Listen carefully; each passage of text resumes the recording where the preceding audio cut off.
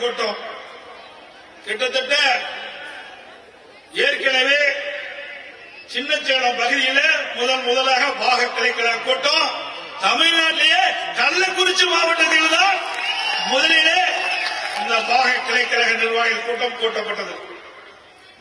அதற்கு பிறகு இப்பொழுது இந்த உளுந்தூர்பேட்டை நகர பகுதியிலே பிரம்மாண்டமான அரங்கிலே கிட்டத்தட்ட 25,000 பேர் குழுமை இருக்கின்ற கூட்டம்.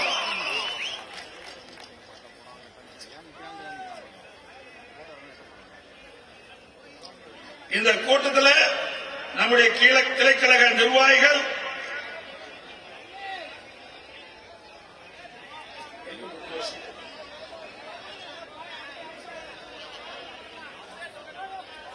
இங்கே பாக கிளைக்கழக நிர்வாகிகள் கூட்டம் மிக சிறப்பாக எழுச்சியாக நடந்து கொண்டிருக்கின்றது. அருமை சகோதரர் மாவட்ட கழக செயலாளர் சொன்னதை போல சுமார் 526 பாக கிளைக்கழக நிர்வாகிகள் இங்கே குழுமி இருக்கின்றீர்கள். அதோடு கிளைக்கழக செயலாளர்கள், வட்டக்கழக செயலாளர்கள், ஒன்றி இருக்கிற நிர்வாகிகள், முன்னாள் உள்ளாட்சி பிரதிகள், முன்னாள் கூட்டுறவு சங்க நிர்வாகிகள், இப்படி என்று ஏராளமான கழக நிர்வாகிகள் இந்த அரங்கிலே நிரம்பி வழிந்து கொண்டிருக்கிறது. கிட்டத்தட்ட 5771 பேர் இந்த பாக கிளைக்கழக நிர்வாகிகளாக இன்றைக்கு நியமிக்கப்பட்டிருக்கிறீர்கள். சாதாரண விஷயம் அல்ல. ஒரு சட்டமன்ற தொகுதியிலே ஒரு வேட்பாளருக்கு ஆதரவாக சுமார் 5000 பேர் களப்பணியாற்றுகிறார்கள். இந்த 5000 பேருடைய உழைப்பால் தான் தலைமை கழகம் அறிவிக்கின்ற வேட்பாளர் வெற்றி பெற முடியும். அப்படி இந்த பாக கிளைக்கழக நிர்வாகிகள் நியமிக்கப்பட்டதுடைய நோக்கம் அறிவிச்சார் குமரகுரு சொன்னார், ஒவ்வொருவரும் குறைந்தபட்சம் 25 வாக்குகளை நாம் உங்கள் மூலமாக வேட்பாளருக்கு கிடைக்க வேண்டும்.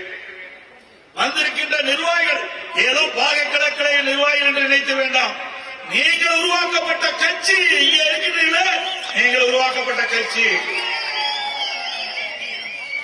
அவர்களும் இதில் ஈடுபடுத்த வேண்டும் என்பதற்காகத்தான் அவர்கள் நியமிக்கப்பட்டோம். இவ்வளவு ஆண்டு காலம் இந்த கட்சியை கட்டி காத்தவர் இங்கே இருக்கின்றீர்கள், மேடையிலே அமர்ந்திருக்கிறார்கள்.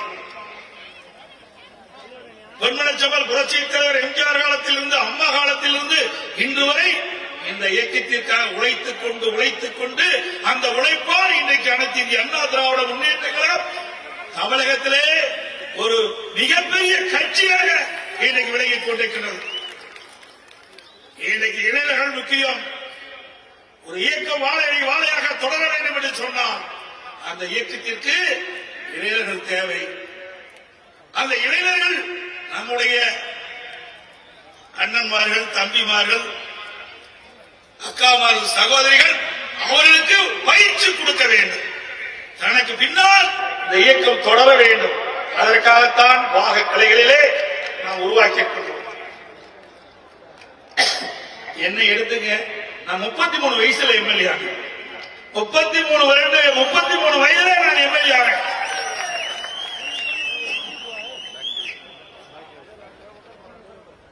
சில மூத்த நிர்வாகிகள் சில பேர் கேட்கின்றார்கள், ஏன் நாங்கள்லாம் கட்சியில் இல்லையா? நானும் உங்களோட சேர்ந்தவன் தான். நமக்கு பின்னால் இந்த இயக்கம் தொடர வேண்டும்.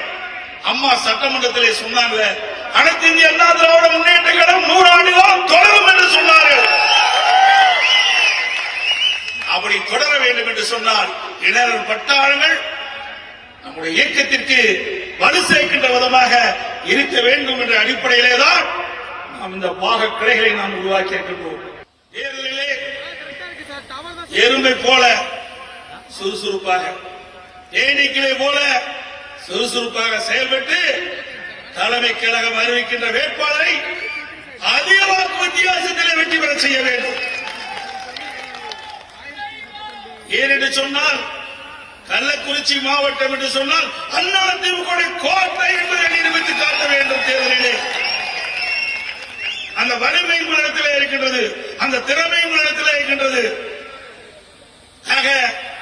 மாவட்டத்தில் இருக்கின்ற 5 சட்டமன்ற உறுப்பினர் உங்களால் கொடுக்கப்பட வேண்டும். நமக்கு கூட்டணி பலமான கூட்டணி அமையும், கவலைப்படாதீங்க. முதல் கட்டமாக பாரதிய ஜனதா கூட்டணி அமைச்சிருக்கிறோம். அதுல கூட ஸ்டாலின் பேசுகிறார், சட்டமன்றத்தில் பேசுறார், ஐயோ ஏன் பாரதிய ஜனதா கட்சியோட கூட்டணி வச்சுட்டீங்களே, நாங்க யாரோட கூட்டணி வச்சா உனக்கு என்ன கவலை? நான் சொன்ன மாதிரி தம்பி சொன்ன மாதிரி பயம் வந்துட்டது, மாவட்டத்தில் சொன்ன மாதிரி பயம் வந்துட்டது ஸ்டாலின் அவர்களுக்கு. அனைத்து இந்திய அண்ணா திராவிட முன்னேற்ற கழகம் பாரதிய ஜனதா கட்சியின் கூட்டணி வைத்தவுடனே ஸ்டாலினால் பொறுக்க முடியவில்லை. கூட்டணி வைக்கின்ற நோக்கம் வாக்குகள் சிதறாம நமக்கு உடைய வேட்பாளர் கிடைக்க வேண்டும். திமுக என்ற தீய சக்தி மக்கள் விரோத அரசை அகற்றப்பட என்பதற்காக நாம் கூட்டணி வைக்கின்றோம். சிந்தாமல் சிதறாமல் அனைத்து வாக்குகளும் நாம் நிறுத்தப்படுகின்ற வேட்பாளர் கூட்டணி வேட்பாளர் கிடைக்க வேண்டும் என்ற நோக்கத்தின் அடிப்படையிலே நாம் கூட்டணி அமைக்கின்றோம்.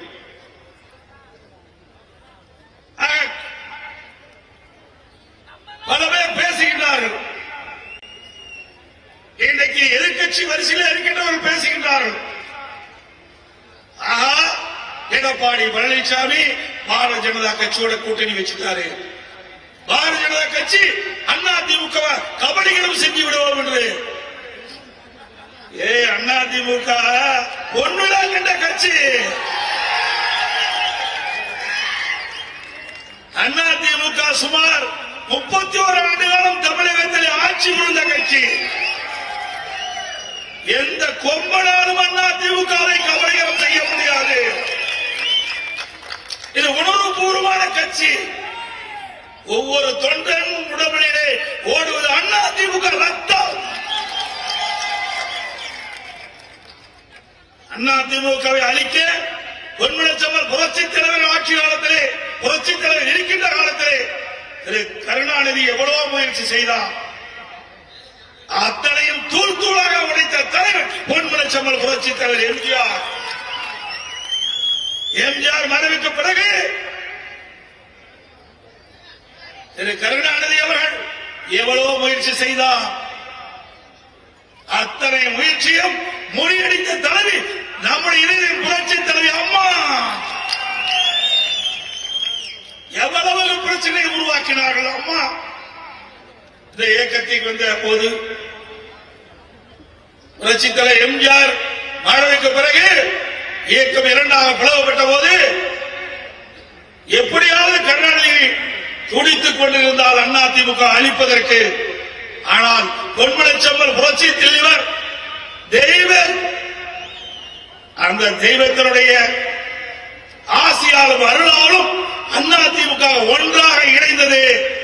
அம்மா மக்களால் மிகப்பெரிய வெற்றி பெற்று ஆட்சி அமைத்தார்கள்.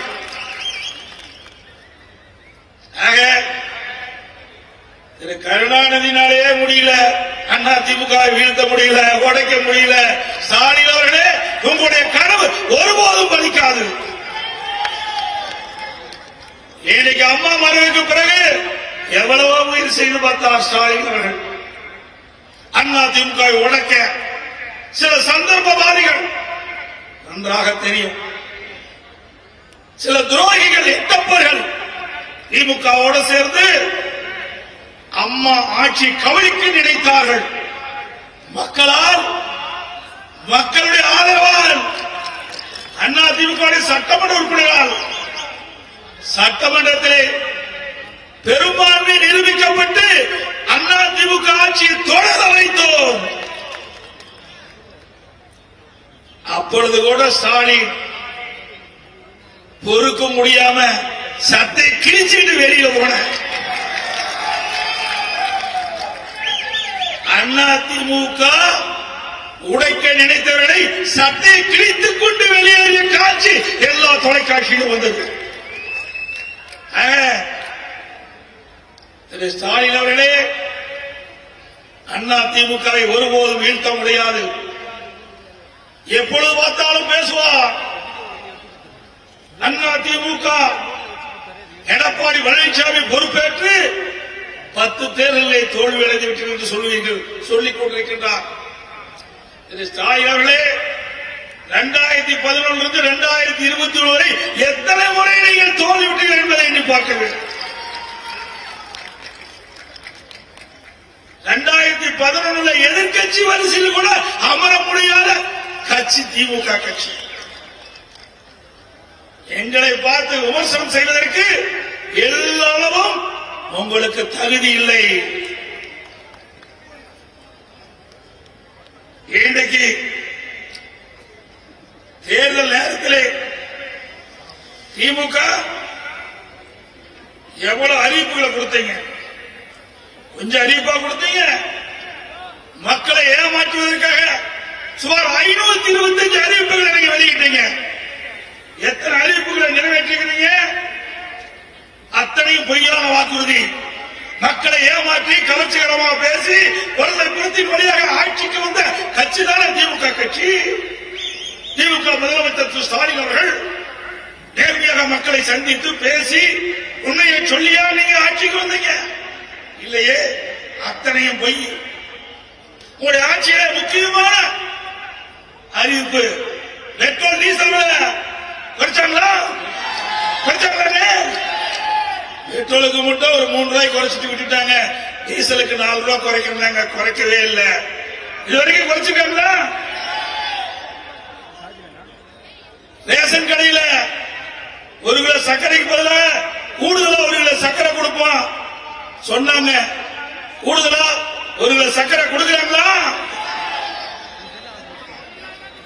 அப்புறம் 100 நாள் வேலை திட்டம் 150 நாள் உயர்த்துன்னு சொல்றாங்க. நீ 150 நாளா உயர்த்தாட்டி பரவாயில்ல, ஏற்கனவே 100 நாள் வேலை புரிந்த அந்த பெண் ஊழியருடைய அந்த நாளை குறைச்சிட்டீங்க.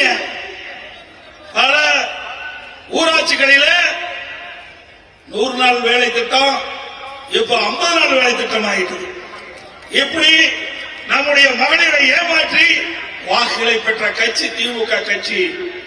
தேர்தலில் உங்களுடைய வாக்குறுதி திமுக ஆட்சிக்கு வந்தா 100 நாள் இருந்து 150 நாளாக உயர்த்தப்படும் சொன்னீங்க. அந்த 100 நாள் வேலை திட்டத்தில் பணிபுரிகின்ற பெண் ஊழியர்களுக்கு ஊதியம் உயர்த்தி வழங்கப்படும் சொன்னீங்க. அதுவும் செய்யல.